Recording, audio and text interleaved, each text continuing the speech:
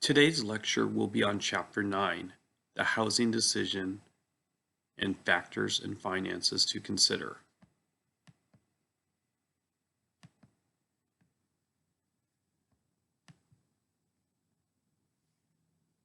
Everyone needs shelter in order to live, a place to live, if you will.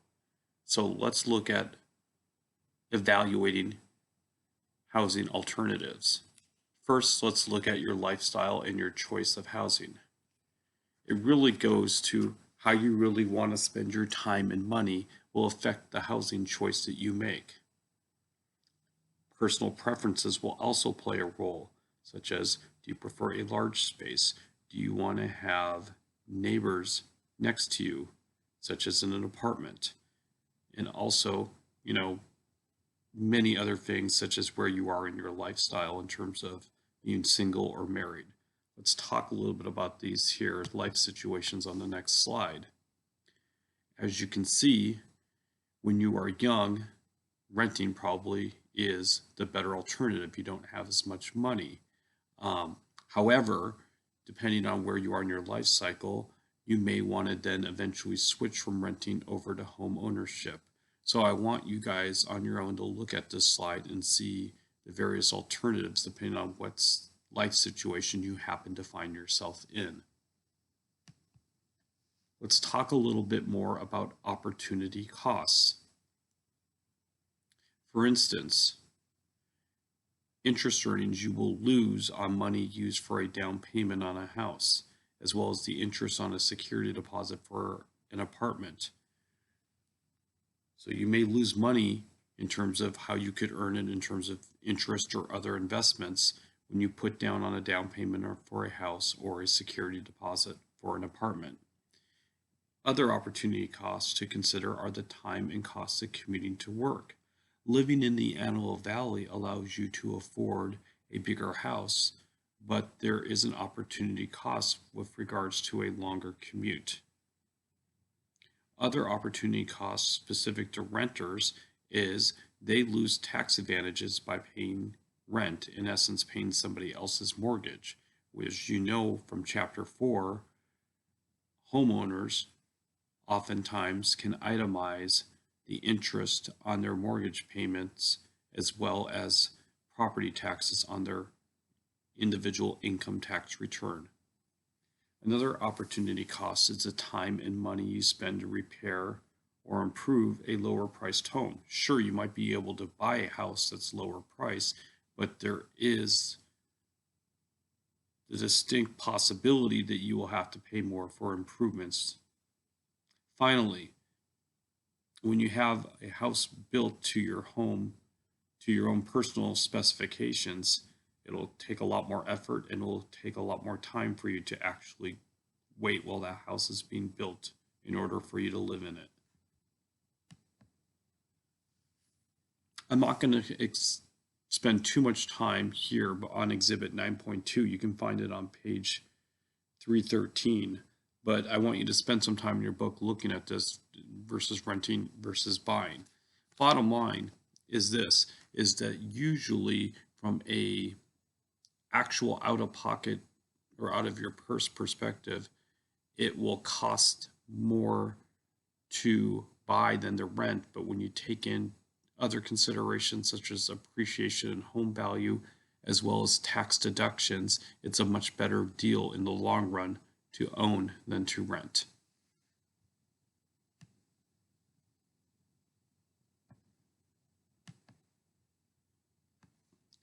So where can you find information about various types of housing? Well, obviously this textbook is one great source, but the internet has plenty of sources. You can go to Zillow, you can go to many other sources. You can talk to real estate agents. They are more than willing to give you information about the local housing market. And don't also be remiss if you didn't look at different governmental agencies, especially if you're trying to get a lower interest loan, you may qualify for that. First, let's talk about renting before we talk about buying. If you decide you're not yet ready to purchase a house or a condominium, you will probably rent at some point in your life. The first thing you need to do is to select what rental unit you want to get. By far, most people who rent an apartment as opposed to a house. When renting an apartment, you should consider such things as the location of the condominium, as with any type of rental. You know, how thick are the walls between you and your neighbors, the layout and facilities. If you need more room than an apartment can provide, then you may want to consider renting a house. You'll have to think about other types of things with a house as opposed to an apartment. Usually houses have more space and thus will cost you more in monthly rent. And you may or may not be responsible depending on the terms of the lease for some maintenance. We'll talk more about leases here in a moment. So these are the steps that you should look at when renting, whether it's a house or an apartment. I'll have you guys look at it on your own time. The next few slides will look at advantages and disadvantages of renting. First, let's look at the advantages. The first advantage is mobility. Moving is a lot easier with renting because oftentimes you can break your lease and you can move on. When you own a house, it's a lot harder to sell and to move. You are much more grounded in a certain area. A huge advantage of renting is that there are fewer responsibilities for renters. Usually, renters do not have to be concerned with such things as maintenance and repairs to the unit that they are renting. In addition, renters have fewer financial concerns. They don't have to be directly responsible for such things as property taxes, the insurance on the property, and the upkeep of the property. In addition, as I mentioned a few minutes ago, renters have lower initial costs. Yes, they do have to pay a security deposit up front, but usually that security deposit is much less than a down payment when purchasing their own property. However, there are disadvantages to renting as well. The first disadvantage is that there are also fewer financial benefits from a tax perspective. So again, if you're renting, there is no tax deduction for such things as mortgage interest and property taxes that buyers receive if they itemize on their tax return. Another disadvantage is the restricted lifestyle. The person who actually owns the unit that you are renting may restrict you doing certain things to the property, such as having pets or noise or remodeling the unit. There are, costs such as a security deposit. You will be responsible for some, if not all, the utilities, and you may want to purchase renter's insurance. Renter's insurance is insurance that protects the renter from damages not to the actual house or an apartment that they're renting, but to the renter's personal possessions inside of the unit that they are renting. Finally, I want to talk about a lease. A lease simply is a legal document that defines the conditions of the rental. We're going to talk a little bit more about lease on the next two slides.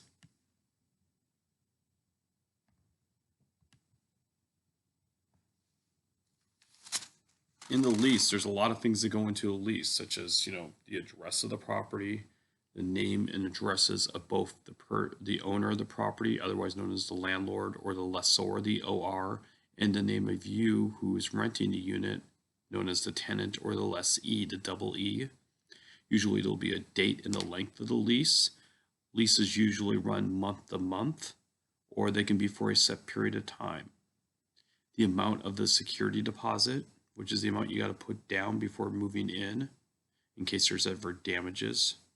The amount and due date of the monthly rent, usually rent is paid monthly. Other things to look for in a lease is where do you pay the rent, the date and the amount for late rent payments, the list of utilities that are included, as well as items that are included with the rental, such as certain types of appliances. Maybe you have to bring in a refrigerator, maybe one is provided. Restrictions on on the tenants or lessees' rights, such as maybe not being allowed to have pets or remodeling. Usually there's information that can the tenant what's called sublease a rental unit to other people. What happens for damages, or if you move out later or earlier than the lease expiration date. And finally, and very importantly, conditions where the owner or the landlord, the lessor, may enter the rental unit.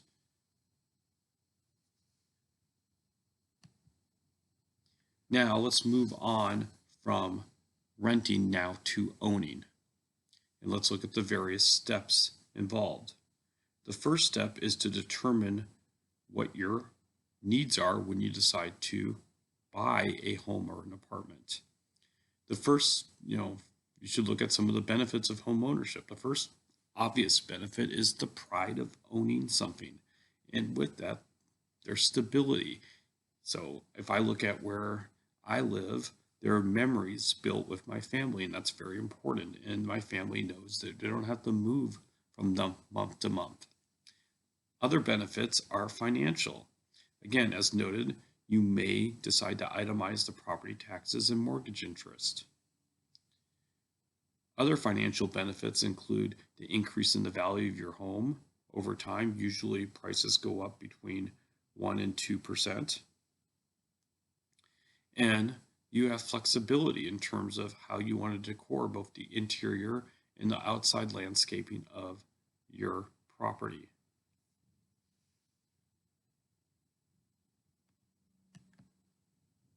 These are the various home buying steps that we'll be talking about, which are on step 1.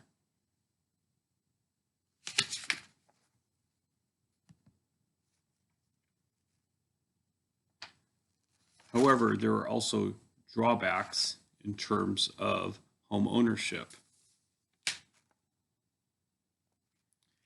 The biggest drawback is financial uncertainty.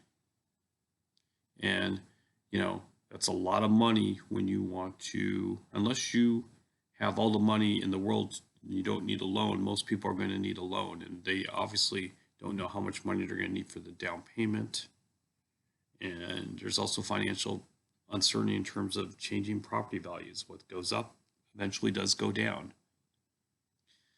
You have much more mobility when you're renting than when you are owning. You have limited mobility. It may be difficult to sell your home quickly. In addition, you have higher living costs than when you are renting. So for instance, home improvements can be very expensive. If you want to put solar on your roof, that could be, thousands of dollars as well. And repairs and maintenance are expensive. You're responsible for it. Another type of thing that oftentimes people don't think about is as the value of your home goes up, your taxes or property taxes associated with that also increases as well. Still on step 1 here, we want to look at is we want to assess types of housing available here. First thing we want to look at is, what we consider is your traditional house, that's single family dwelling. In addition to that, you can look at multi-unit dwelling, such as a townhouse or a duplex, where you would share a common wall. Other places where you will share common walls will be a condominium or a cooperative type of housing. They seem similar, but there is one major difference. With a condominium, you actually own the individual unit in a building. Okay? Whereas with a cooperative housing, members do own something, but they don't actually own the unit that they live in.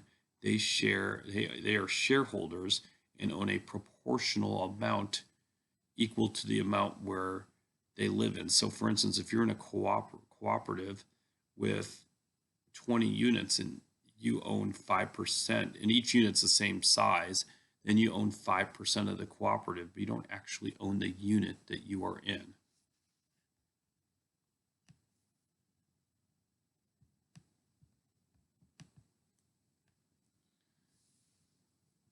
Sometimes you are going to construct your house. First 2 are usually smaller types of houses. Let's look at manufactured homes. These are either fully or partially assembled homes in a factory, then then done has been moved to the housing site.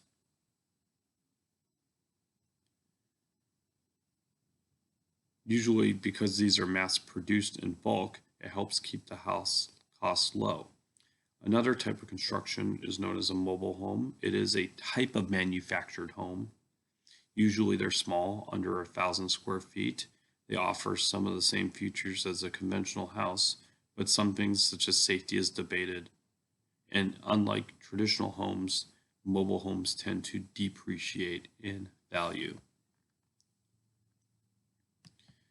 So instead of maybe getting a manufactured home or a mobile home, oftentimes people want to build a home. Usually they don't build it themselves, so they hire someone to build it, or they buy it from a major home builder. And so looking when you're going to build a home, you should ask yourself some of the questions that are listed here below. And as well here on the second page. I'm going to have you guys go over that during your own time period.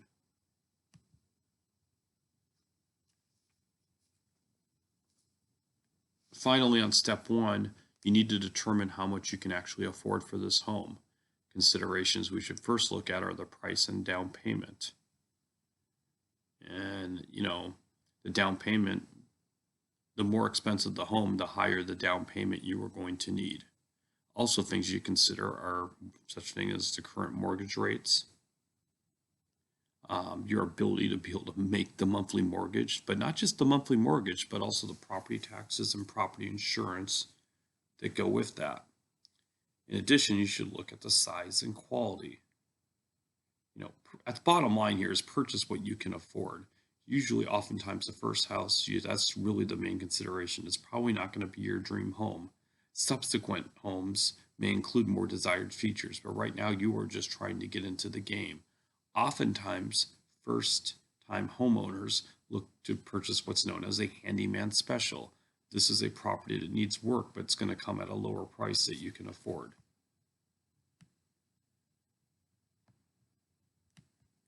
Moving on to step 2 now, let's look at finding and evaluating a property to purchase.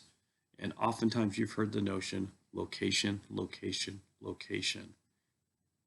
So, for example, my house is a beautiful home and it's worth about $1.3 million. However, the same house, if located in a Santa Monica or Beverly Hills, would be worth somewhere between $3 and $4 million. Location is a huge thing. In addition, just to the actual location, you need to be aware of such things as zoning laws. So you may not want to have a house where it's in a zoning area where you could also have industrial or is permitted for certain things that may not be desirable if you want to locate a home there. Also, it's important to look at the school system, especially even if you have children, but even if you don't, because houses located in great school districts tend to appreciate more in price. Now, unless you know everything about this, I would usually recommend that when you're purchasing a house, you utilize the services of a real estate agent. Although more and more people are going against that because of the fees that real estate agents charge, but they do have knowledge in terms of certain neighborhoods that are more desirable than others. Okay. Then, once you find the house, you need to do a home inspection. And you definitely should hire a home inspector to do the home inspection because he or she will be much more well versed to find potential defects in the house that you may not be able to see, whether they're visual or, they require not visual, they require more inspection.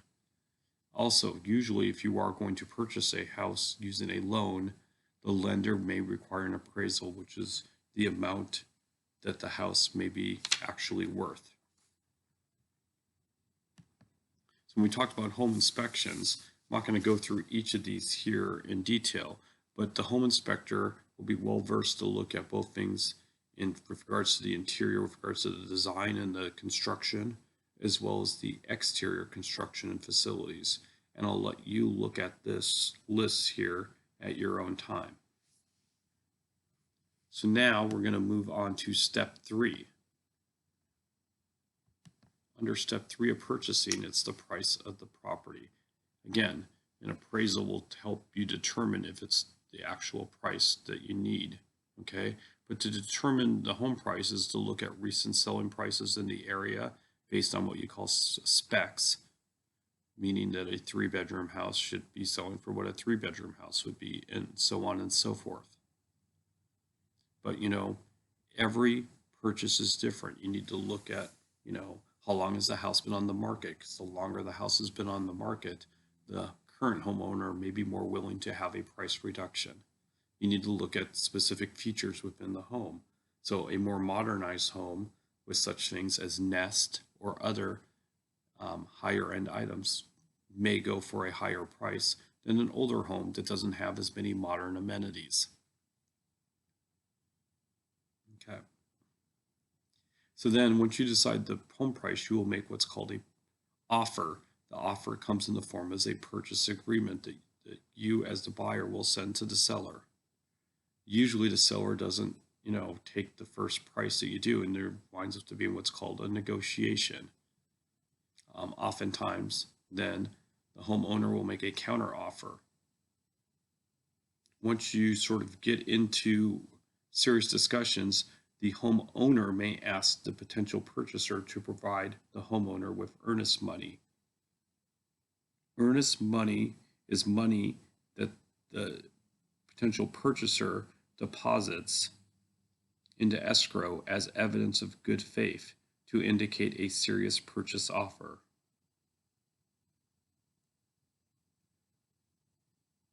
After the transaction is done, the earnest money is applied towards the down payment. The earnest money usually will not be returned to the buyer, but it can be returned to the buyer if the sale cannot be completed due to circumstances that are beyond the buyer's control.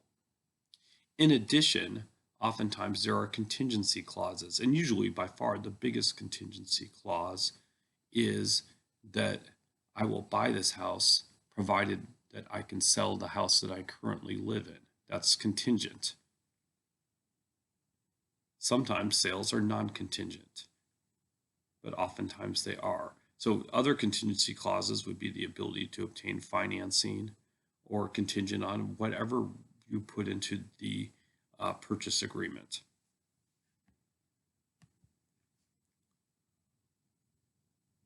Moving on to the new section of the finances of buying a property, most people don't have the cash to purchase the entire property. If you do, that's great, but 98% of people do not.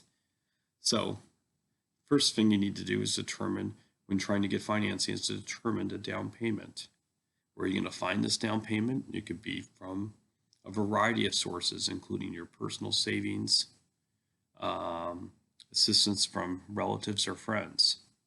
Oftentimes, the down payment is what's called 20% down payment. If you don't have the 20% down payment, sometimes you can obtain what's called private mortgage insurance, or otherwise known as PMI. And that's required if the down payment is less than 20%. PMI is automatically terminated when equity in the house reaches 22%.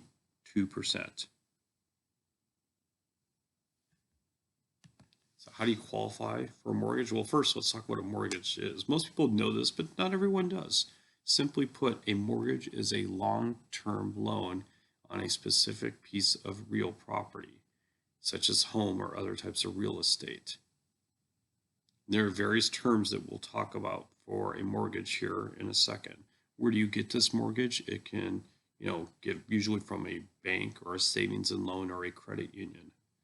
It's called a secured type of loan because the home itself is collateral for the mortgage. So if you stop paying your mortgage, the lender, such as the bank or credit union, will take the home from you, force you out, sell the real property to apply against the outstanding mortgage. That's why it's a secured loan.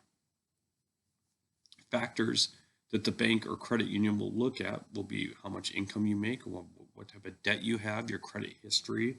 Your credit score is very important. How much you're going to put down. The more you're going to put down, the more likely they're going to give you a mortgage because you have more skin in the game. the length of the loan that you are applying for, and current mortgage rates. Now, lenders will either use what's called a 33% or a 38% of gross income as guidelines to see if you can afford the housing costs. 33% deal with what's just simply PITI, P-I-T-I, principal, interest, taxes, insurance. We look at a 38% here of gross income for PITI plus other types of debt payments like a car payment. You can look at the examples in the book on page 327. One of the examples for the 38% rate here can be found on this slide. So for example, here, when we look at the 38%, we determine your gross income, which say, for example, is $48,000. We divide it by 12 to see $4,000. This is gross, not net income. Then we multiply your monthly amount of $4,000 times, in this case, 38%, because we're using this because we use the 38% rate because we're taking PITI plus other debt payments. So 4,000 times 0.38 is $1,520. We subtract out other debt payments. In this case, this person has a car loan of $380. And then we subtract out the PITI.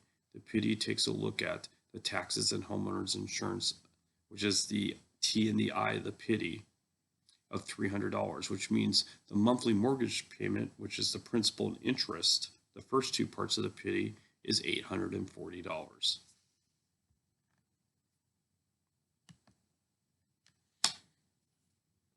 So moving on to the mortgage application process, we look at such things as points in application. Let's look at points first. Points simply are prepaid interest that's charged by the lender. So the objective is to get a loan with no points or no prepaid interest. Each point is equal to 1% of the loan amount. So for instance, if you have a $300,000 loan and 1 point, you're going to pay $3,000, which is $3,000 is 1% of $300,000. Now, in order for the application process, it takes various steps.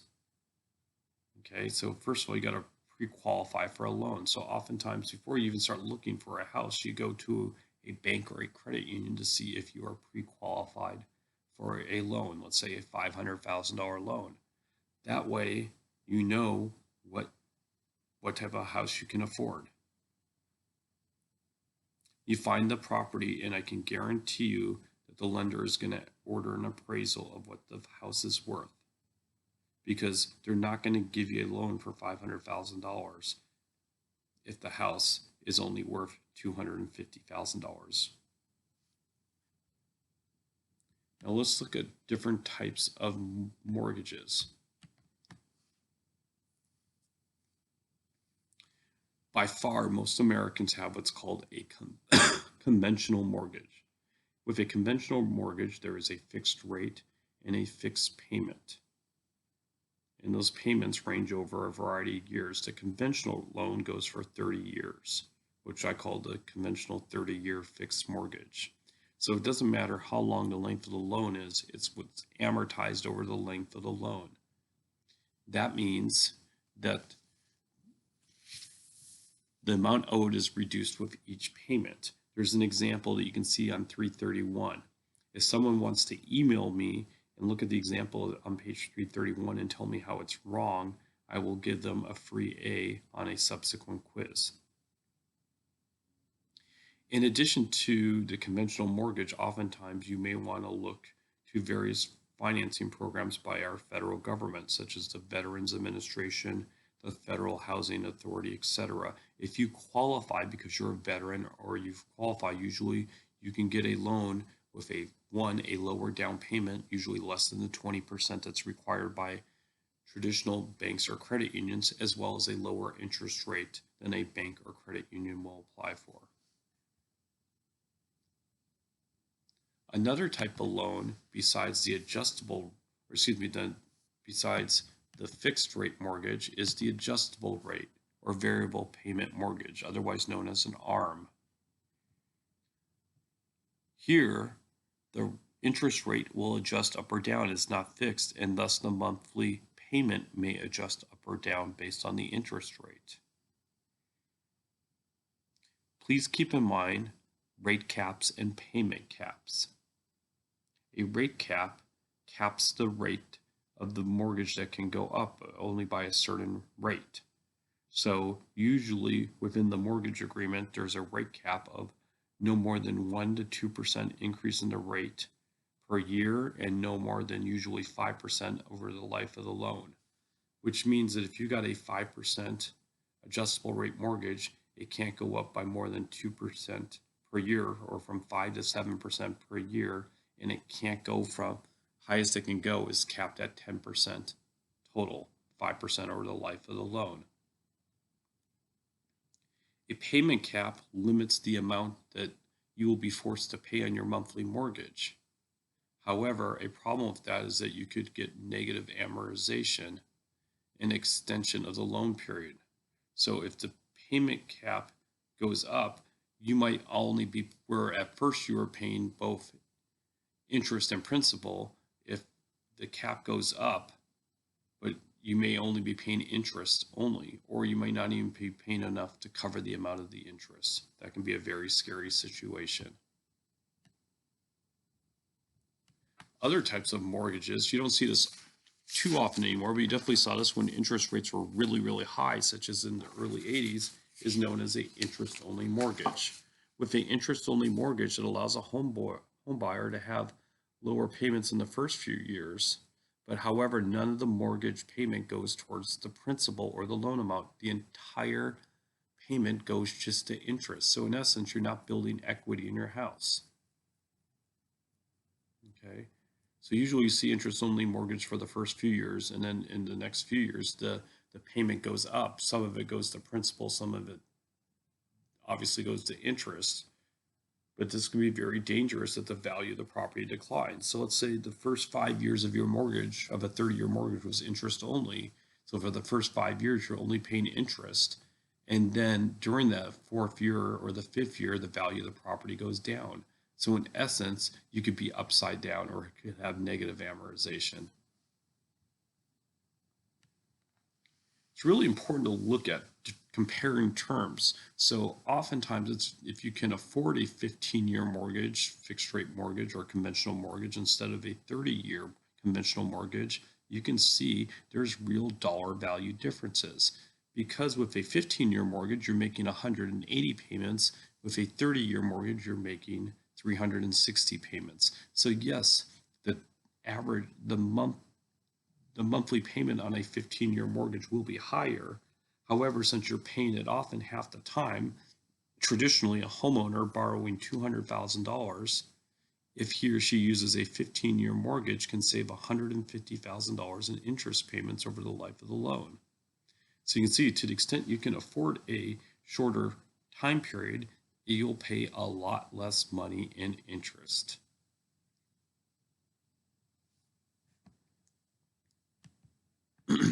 Other types of financing methods I want you to be at least aware of is the notion of a buy down.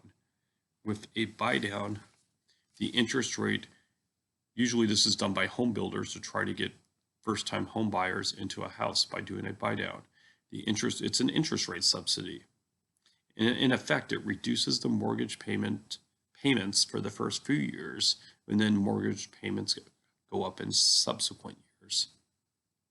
So how do the home buyers do this? By increasing the cost of the house to cover the buy down. So be very careful with buy downs. Other things you should be at least wary of is the notion of a second mortgage or a home equity loan. Here it allows the homeowner to borrow on the paid up value or equity in the property. So in essence, you're taking out, let's say you have a house that's worth, you owe $100,000 on the mortgage, but it's worth $300,000. Let's say you have $200,000 of equity. You could take out $100,000 of equity. That's known as a home equity loan. Now the good news is that the interest may be tax deductible, which means you can itemize it. However, now you only owed $100,000 on the house. Now you owe $200,000 on the house.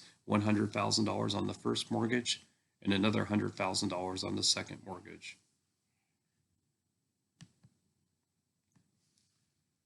Other things to look at is a reverse reverse mortgage, or what I like to call the screw your kids mortgage. This provides older Americans who are at least 62 years or older with tax-free income based on the equity they have in their home in the form of a loan that's paid back with interest, by the way, when either the home is sold or the homeowner dies. So people who take out older mortgages usually are people who haven't saved enough during their life, and the only thing they can draw on is the equity in their house. So again, when the house is sold, you got to pay back the reverse mortgage. And when the homeowner dies, you got to pay back the reverse mortgage. And I say it's called the screw your kids mortgage because your kids won't inherit anything when you die if you have a reverse mortgage. Now, one thing that's very common today is the notion of refinancing, and that's where you obtain a new mortgage, not a second mortgage, but a new mortgage when interest rates drop. And right now, interest rates are at a historical low, so you're seeing a lot of people refinance their mortgage to a lower option. One, to lower their payments, but to lower, the amount of interest that they're paying when repaying back the mortgage. So should you pay off your mortgage early? Well, here's some considerations to look at. Well, the first thing you should definitely look at to ensure is that there's no prepayment penalty. But when you do pay off your mortgage, you don't have a house payment, that's great, but you probably have lost tax deductions, especially if you're itemizing your deductions. Paying off your house early is great, but that money that you took to pay off the house can't be used to invest in the stocks or in other investments. So those are some things I want you to be aware of.